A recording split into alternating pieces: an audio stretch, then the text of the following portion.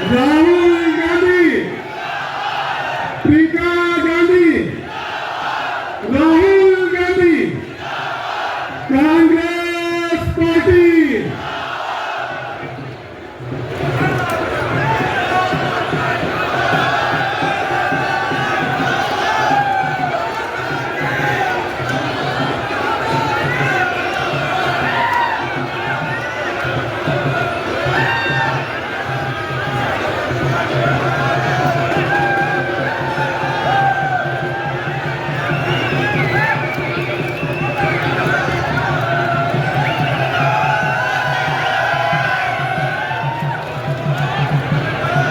हमारे बीच में आदरणीय राहुल गांधी जी आपके बीच में पहुंच गए हैं।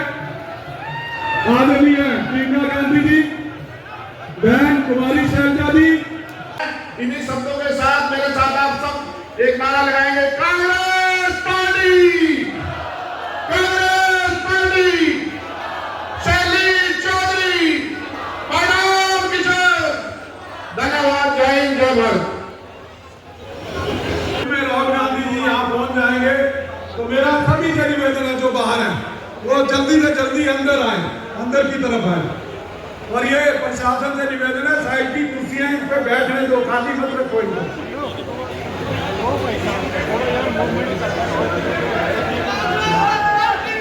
और भाई सरपंच साहिबान, नंबरदार साहिबान, हमारे ब्लॉक समिति मेंबर, जिला परिषद मेंबर और जितने, मैं शैली जी को कहूंगा राहुल गांधी जी का स्वागत करें। मैं शैली जी को कहूंगा कि हमारी बहन प्रियंका गांधी जी का स्वागत करें।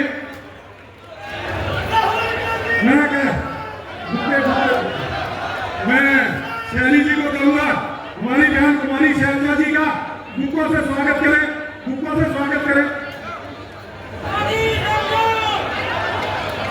हमारे आदरणीय मुद्दा साहब का बुकों से स्वागत करें।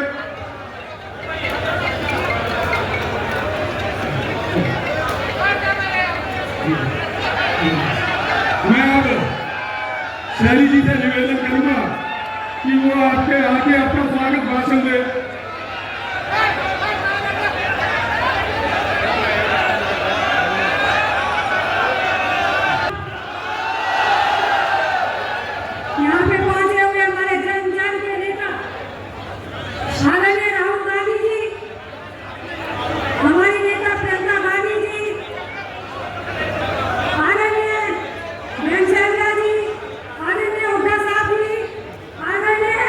हमारे हरियाणा के अध्यक्ष उदय भाई जी,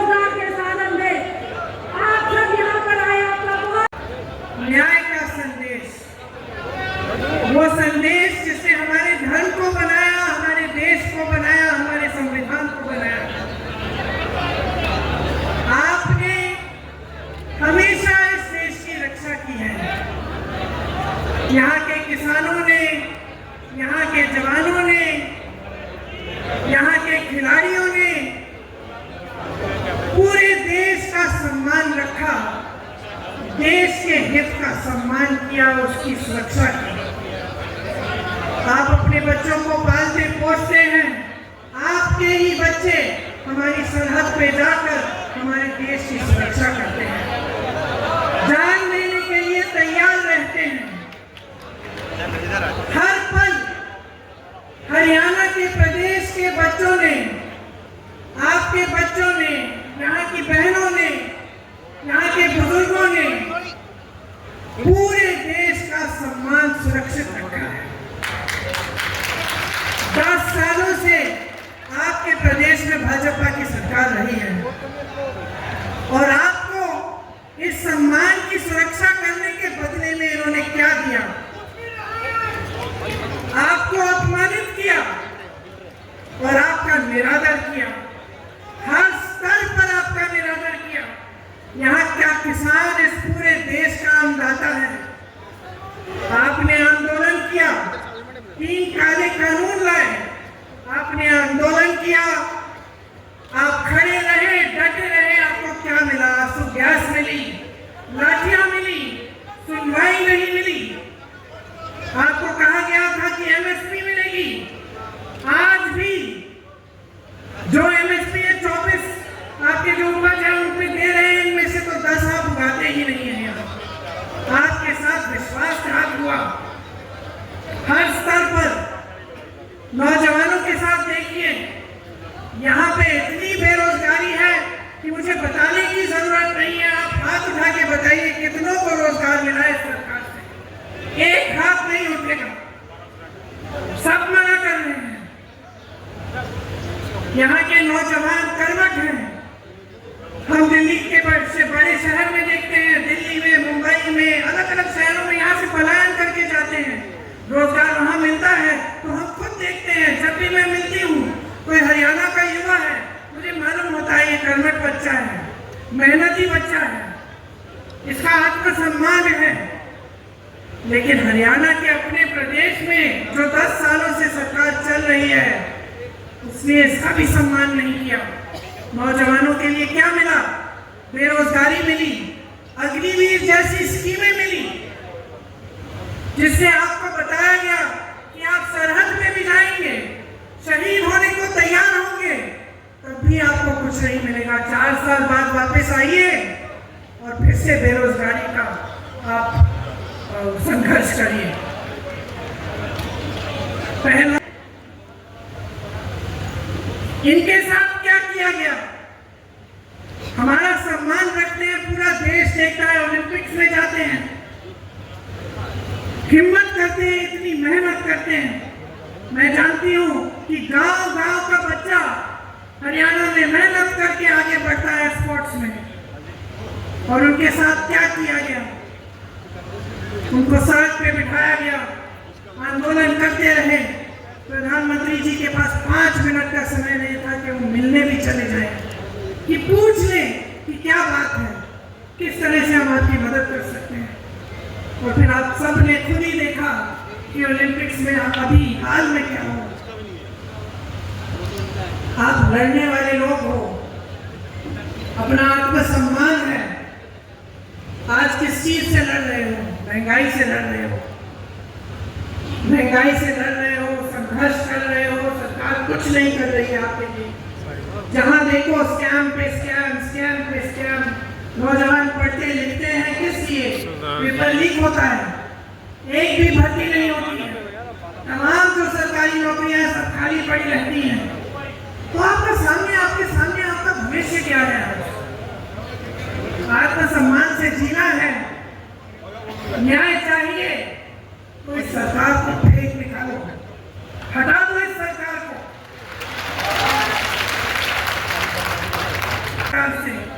सिर्फ बड़ी बातें। और मुझे ताज्जुब होता है कि बड़े से बड़े प्रधानमंत्री भी यहाँ आते हैं, वही पुरानी बातें कह रहे हैं जो 10 साल पहले कही। आज बातें कर रहे हैं कि वो ये करेंगे, वो करेंगे, एमएसपी करेंगे, रोजगार दिलवाएंगे। अरे 10 सालों में क्यों नहीं किया? 10 सालों में किसानों की सुनवाई क्यों नहीं हुई? नौजवानों की सुनवाई क्यों नहीं हुई? जवानों की, पहलवानों की सुनवाई क्यों नहीं हुई? महिलाओं की सुनवाई क्यों नहीं की?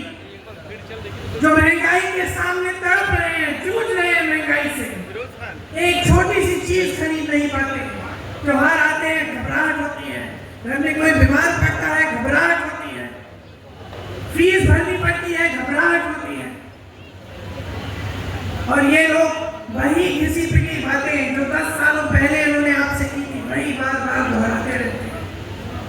कोई नई स्कीम इन्होंने निकाली आपके लिए, एक स्कीम निकाली, ये जो परिवार वाला आईडी कार्ड है, ये है इनकी नई स्कीम। परिवार पहचान पत्र कहते हैं, ये परिवार परेशान पत्र बन गया है। इसके लिए भी आपको परेशानियां ही झेलनी पड़ रही हैं। इसके अलावा कुछ नया नहीं लाए हैं। आपको मजबूत करने के लिए, आपके भविष्य को उज्जवल करने के लिए, आपको सम्मान देने के लिए कुछ नहीं लाए हैं। शैलजा जी ने कहा कि यहाँ कांग्रेस की लहर है। पूरा जी ने भी कहा कि पूरे हरियाणा में कांग्रेस की लहर है। मैं कहती हूँ ये आपके सम्मान की लहर है, ये आपके सम्मान की लहर है। अब समय आया है कि संविधान के द्वारा जो आपको वोट दिया गया है, इसको आप एकदम सावधानी से आप इसका इस्तेमाल करें। अगर आज आप बच जाएंगे और किसी भी राजनीतिक दल ने आपको बांटने की कोशिश की और आप बच जाएंगे, आप इनके बहकावे में आ जाएंगे, तो आपको अपना सम्मान वापस नहीं मिलेगा। इस संविधान ने आपको सम्मान दिया है, इस संविधान ने आपको हक दिया है, अधिकार दिया है। इस संविधान को बदलने वाले जो बात करते हैं कि इस संविधान को बदलेंगे, उनको आप बदल लाइए। शैलजा जी ने बात की और हर भाषण में सम्मान शब्द का प्रयोग किया गया।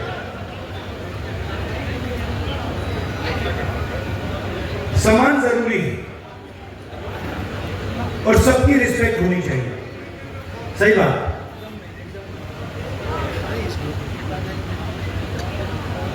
मगर उतनी ही जरूरी बात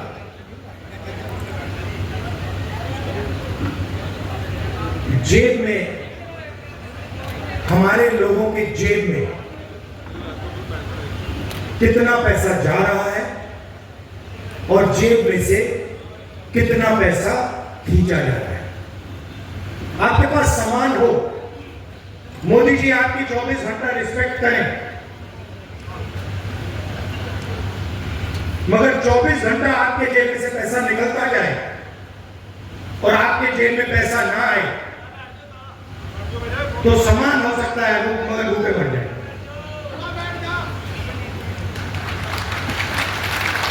तो समान की जगह है, मगर मेरे लिए उतना ही जरूरी सवाल कि हमारे गरीब लोगों के जेब में उनके बच्चों की शिक्षा के लिए,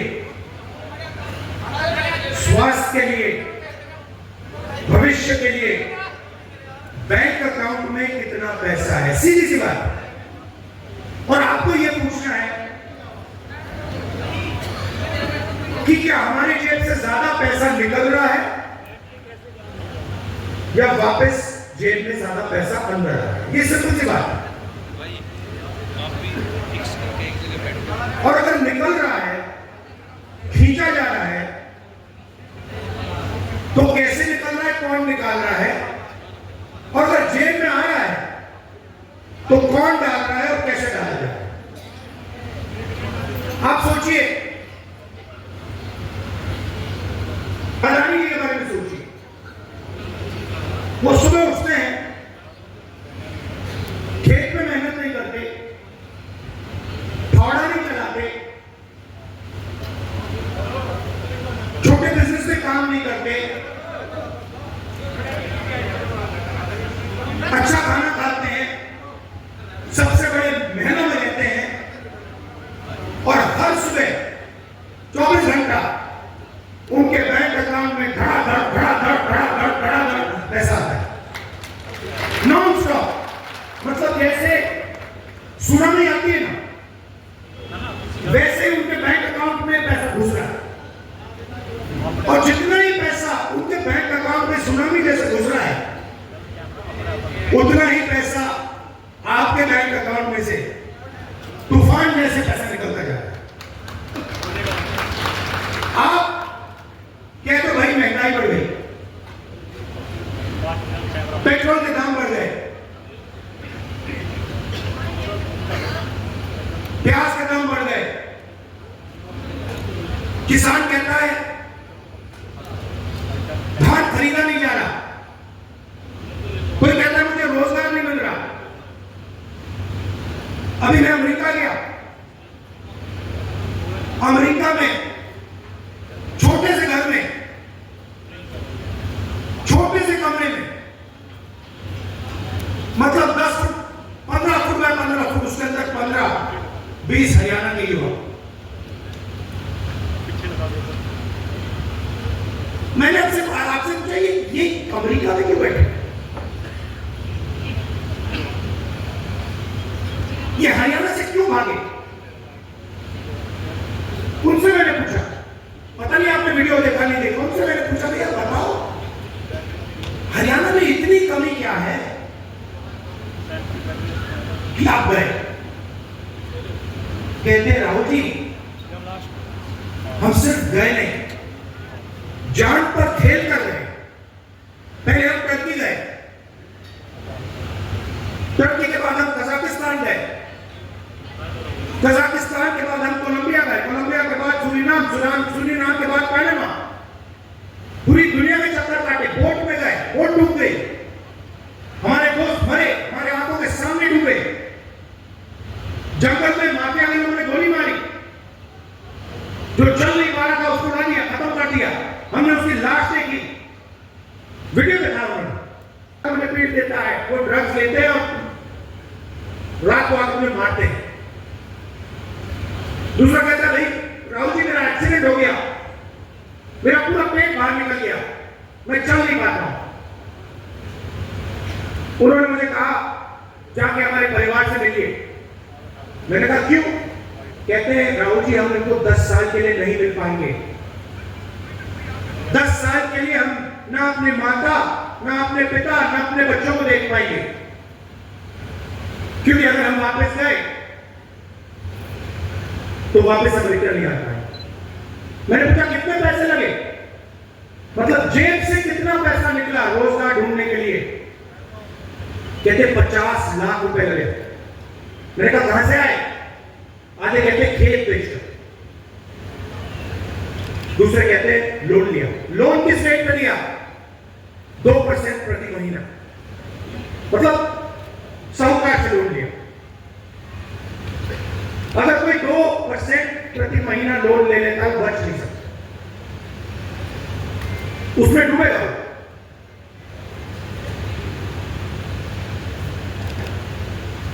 50 लाख रुपए उनके जेब में से छीने गए क्योंकि हरियाणा उनको रोजगार नहीं दे सकता।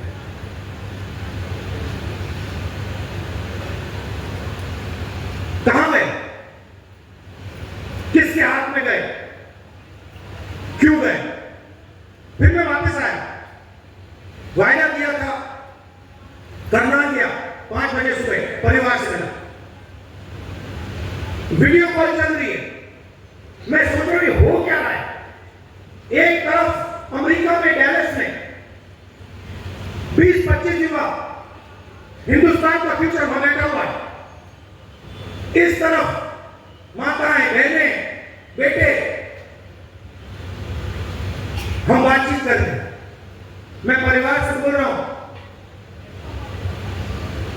और बात करते हुए एक छोटा सा लड़का देव दौड़ता हुआ कंप्यूटर के पास जाता है, कंप्यूटर को ऐसे पढ़ता है, पकड़ता है, चिल्लाता है पापा पापा पापा पापा, वापस पापा मुस्कुरा रहा है। मैंने देखा ये मुस्कुराना नहीं चाहता, ये रोना चाहता है, मगर इसको अपने बेटे के सामने मुस्कुराना पड़ रहा है। क्यों? क्योंकि उसके जेब में से हर रोज पैसा निकाला जाता है। उसे कहा जाता है महंगाई है। क्यों है? क्योंकि अंबानी और अदानी जैसे लोग हिंदुस्तान के किसानों से, मजदूरों से उनका हक छीनते हैं, उनकी कमाई का पैसा छीनते हैं। हर रोज होता है, नया कानून बनता है, कहा जाता है किसान के लिए कानून बनाए गए। किसान के लिए अगर कानून बनाए गए हैं तो हिंदुस्तान के सारे किसान सड़क पे क्यों आए? क्योंकि किसान जानता है कि हमारे जेब में से एक और तरीके से अब पैसा छीना जाएगा। जमीन ले लेते हैं। भाइयों, आप एक बात समझो, आप एक दुनिया में हो जहां आप जमीन खरीदते हो। अगर आपको जमीन चाहिए, आप किसी और के पास जाते हो, कहते हो भैया मुझे जमीन चाहिए। वो आपसे कहता है ये 50 लाख की जमीन है, 50 लाख रुपए दो, 1 करोड़ रुपए दो, मैं आपको जमीन दूंगा। ये नॉर्मल होता है, हिंदुस्तान के हर नागरिक के साथ होता है। ये अंबानी अदानी के साथ नहीं होता। अदानी कहता है मोदी जी से, मोदी जी मुझे ये जमीन अच्छी लग रही है, कोई पेमेंट की जरूरत नहीं। हिंदुस्तान के किसान को पहले कर दिया जाता है नया शब्द विकास। विकास के लिए जमीन चाहिए। किसकी जमीन? गरीबों की जमीन, किसानों की जमीन, अमीरों की जमीन नहीं चाहिए विकास के लिए। मतलब अदानी जी से 1 एकड़ कभी नहीं लिया गया विकास के लिए, अंबानी से 1 एकड़ नहीं लिया गया विकास के लिए। हिंदुस्तान के किसानों से रोज विकास के लिए जमीन ली जाएगी। खेत खत्म हो गए, धान नहीं खरीदा जाता, सही रेट नहीं मिलता, फिर आप भगते हो सेनानी हो। आप कहते हो चलो यहां काम नहीं हुआ, चलो आर्मी में जाते हैं, बॉर्डर पे खड़े हो जाएंगे, देशभक्ति की आग है उसे जलाएंगे, वहां खड़े हो जाएंगे। फिर मोदी जी कहते हैं नहीं, वहां से भी हम आपके जेब में से चोरी करेंगे। ये अग्निवीर स्कीम नहीं है, ये गलत फहमी में मत रहिए। ये जवानों की पेंशन चोरी करने का तरीका है, सीधी सी बात। जो नॉर्मल जवान होता है उसे पेंशन दी जाएगी, पूरी जिंदगी उसे पेंशन दी जाएगी। जिसको अग्निवीर नाम दिया है उसे पेंशन नहीं मिलेगी। मतलब अग्निवीर से उसके जेब से पैसा छीना गया है। कहां गया? अदानी जी के जेब।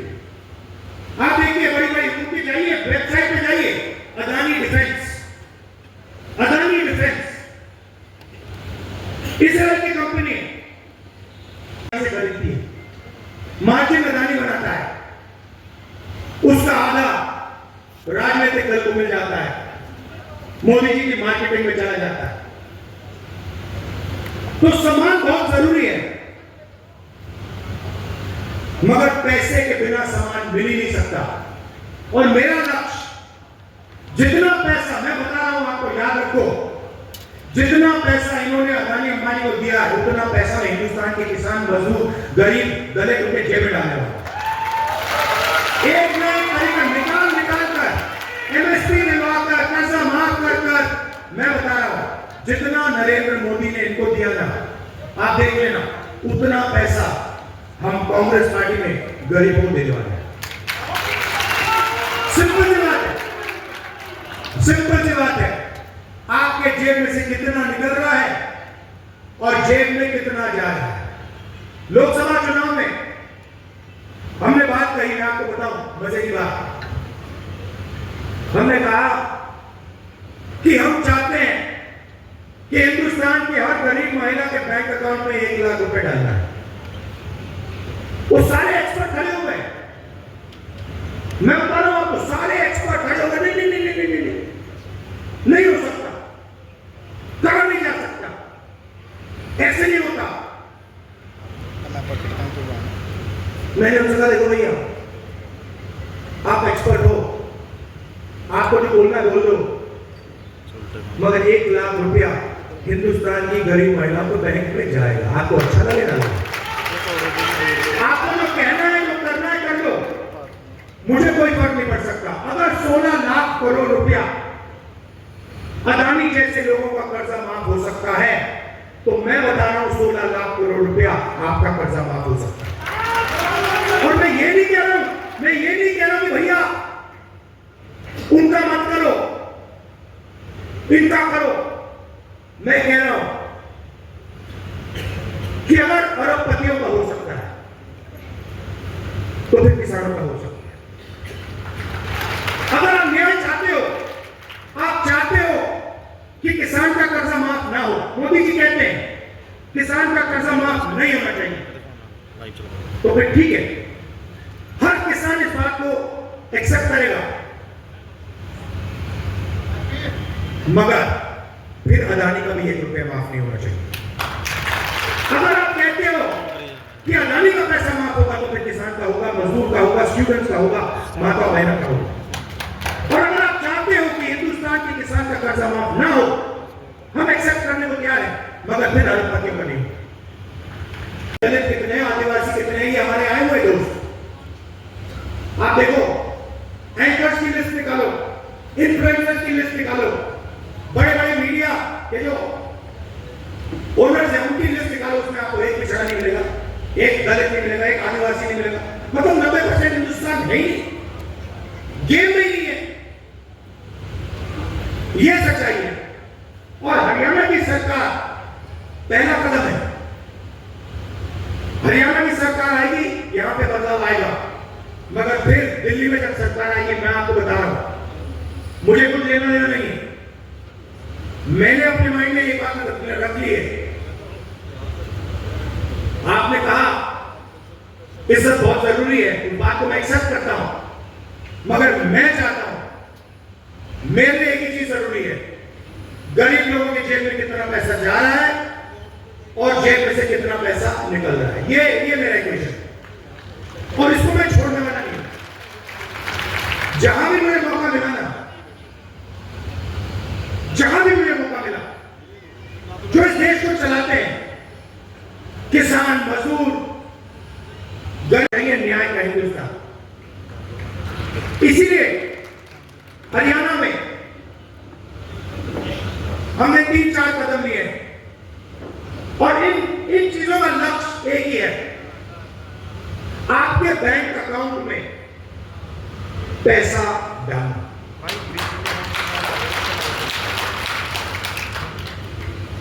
सबसे पहले महिला शक्ति योजना, 2000 रुपए हर महीने महिलाओं के बैंक अकाउंट में। आजकल गैस सिलेंडर कितने का है? कितने का लगता है गैस सिलेंडर? 1200, 700 रुपए, मतलब 500 रुपए का गैस सिलेंडर लगेगा, 500-700 रुपए आपके बचेंगे, जेब में 700 रुपए जाएंगे। सामाजिक सुरक्षा, जो ओल्ड पेंशन स्कीम है, उसको हम फिर से लागू करेंगे और 6000 रुपए हर महीने के विधवाओं को, बुजुर्ग लोगों को और डिसेबल्ड लोगों के बैंक अकाउंट में जाएगा। युवाओं के लिए सरकार में 2 लाख खाली रोजगार, 2 लाख पोजीशन, मतलब 2 लाख लोगों के जेब में से नरेंद्र मोदी जी ने पैसा काट रखा है। 2 लाख युवाओं को हम वो सरकारी पोजीशन देने जा रहे हैं और सबको, हर जात को, सब लोगों को न्याय के साथ, रिस्पेक्ट के साथ ये 2 लाख पोजीशन दी जाएगी। सीधा आपके जेब में पैसा जाएगा हर महीने बैंक अकाउंट में।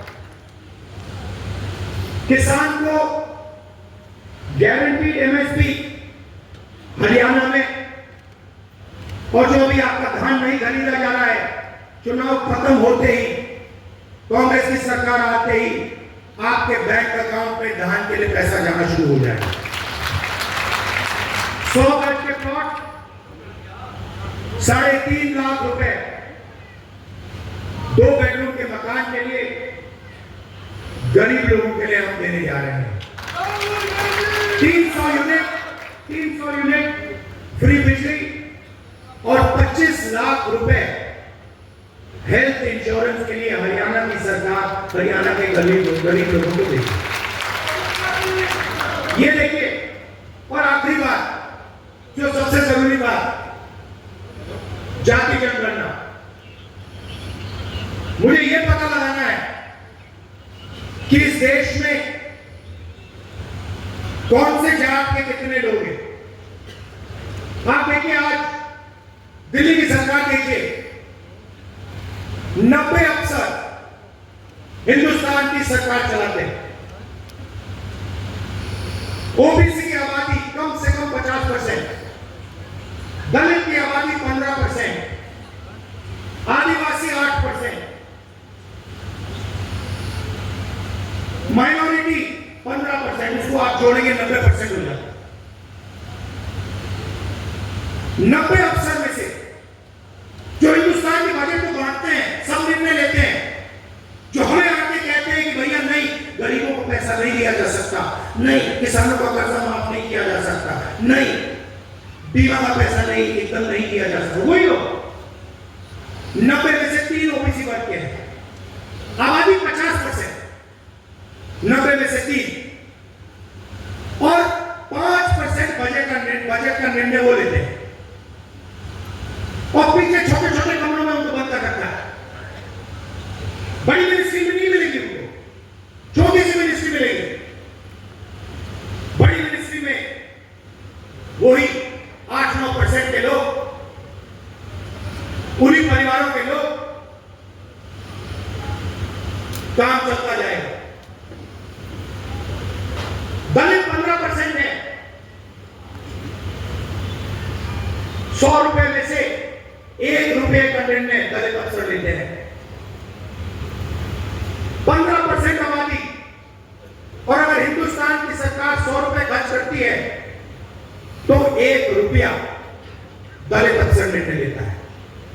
इसीलिए मैंने कहा है, कांग्रेस पार्टी ने कहा है, हम ये जानना चाहते हैं इस देश में कितने दलित, कितने आदिवासी, कितने पिछड़े वर्ग के लोग हैं, और ये भी जानना चाहते हैं कि इस देश का जो धन है, जो संस्थाएं हैं, जो बिजनेसेस हैं, उसमें दलित कितने, आदिवासी कितने, पिछड़े कितने, ये हम पता लगाना चाहते हैं। छोटा सा उदाहरण देता हूं आपको, आप चौंक जाओगे, हिल जाओगे। आप खेती करते हो, लगे रहते हो, आप छोटा बिजनेस चलाते हो, नोटबंदी लग जाती है, गलत जीएसटी लग जाती है, आपको दबाया जाता है, कुचला जाता है। फिर मैं आपसे पूछता हूं, 90% आबादी है आपकी, दलित, आदिवासी, पिछड़े, माइनॉरिटी, और गरीब जनरल कास्ट, उसमें 5% और जोड़ दो, 95% आपकी आबादी। अब मैं आपसे सवाल पूछता हूं, हिंदुस्तान के सबसे बड़े कॉर्पोरेट, 250 सबसे बड़े कॉर्पोरेट, उसमें मुझे बता दो ओबीसी कितने, दलित कितने, आदिवासी कितने, गरीब जनरल कास्ट के कितने, मुझे बता दो। नहीं जानते आप, मैं बताता हूं। 250 में से एक दलित नहीं है, एक आदिवासी नहीं है, एक पिछड़ा नहीं है, और पूरा कॉर्पोरेट सेक्टर 24 घंटा कानून बनवाता है। उसमें आपका कोई है नहीं, एक दलित